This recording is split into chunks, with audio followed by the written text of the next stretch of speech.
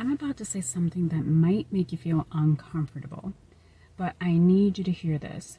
What we rush to label as autism behavior can sometimes be the child's body desperately trying to communicate, and we're all looking in the wrong direction. I've worked with many families where everyone was focused on managing behaviors, creating charts, trying different therapies, even medication, but very few people were asking the most basic question.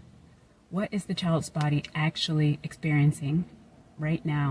Here's what I've learned that challenges everything we think we know. It's socially acceptable to say a child needs more discipline or has a brain difference. It's much harder to say, when did that last child have a solid bowel movement?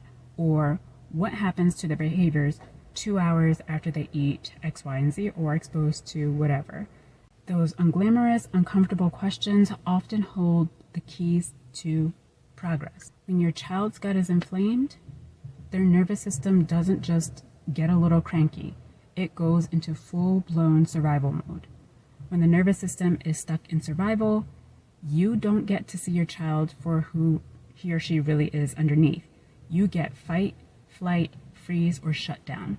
You get the behaviors that everyone wants to fix, manage, or medicate in a way.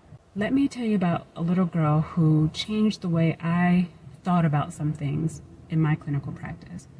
Maya was 9 years old, and that's not her real name, when she came to my office.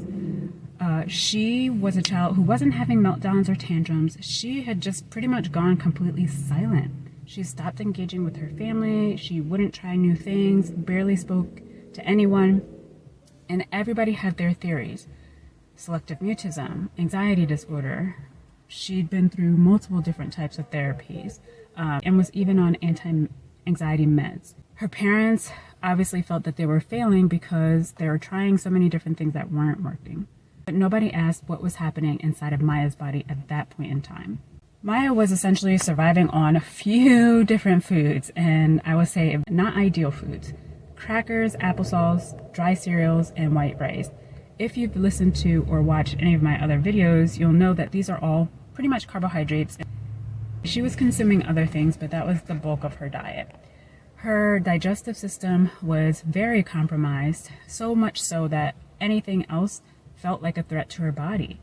She wasn't being picky or defiant. She was literally trying to survive with a gut that was essentially on fire.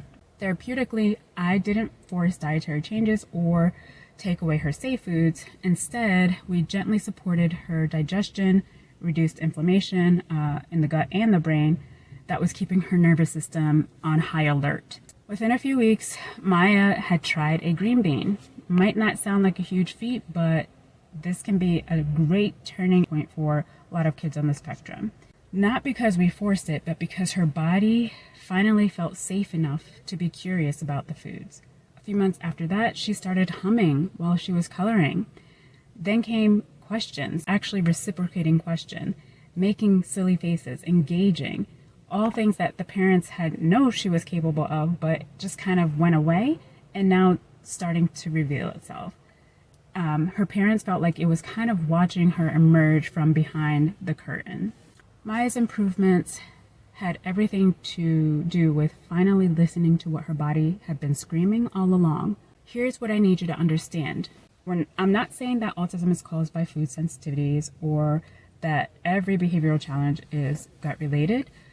What I am trying to say is that sometimes what looks to be a behavioral or developmental issue is actually more of a biological one. When you address what's happening inside the body, you create space for the real child to show up.